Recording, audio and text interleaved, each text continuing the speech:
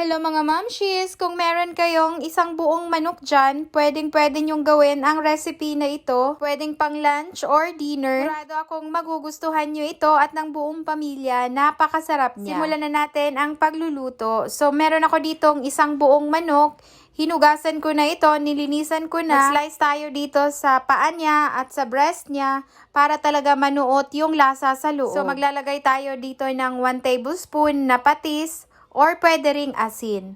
Maglagay rin tayo ng 1 teaspoon na black pepper powder, 1 teaspoon na turmeric powder, at 1 teaspoon na cumin powder. Itong cumin, optional lang. Kung ayaw nyo ng lasa nito, wag nyo na lang lagyan. Maglagay rin tayo dito ng 1 teaspoon na garlic powder, at itong ating curry powder. 1 teaspoon rin ang ilalagay natin dito. Nalagay na natin lahat ng spices. Gamit ang malinis na kamay, i-massage natin ito para ma-coat talaga itong manok natin ng mga pampalasa na ating nilagay. Ilagay ito sa malinis na lagayan na may takip. I-marinate natin ito ng mga 1 hour. Or overnight, ilagay nyo sa ref. Pagkatapos kung mag-marinate ng overnight, gawa tayo ng sauce, 1 piece na chicken cube, 1/2 teaspoon black pepper powder, tomato paste, at maglalagay tayo ng garlic powder at turmeric powder. Naglagay rin ako dito ng curry powder at itong ating paprika. Itong cumin powder, sinasabi ko, optional lang. Kung ayaw nyo ng lasa ng cumin, wag nyo na lang lagyan. At naglagay rin ako ng 1 teaspoon na asin at itong ating hot water. Itong tubig, depende na lang kung gusto nyong masabaw,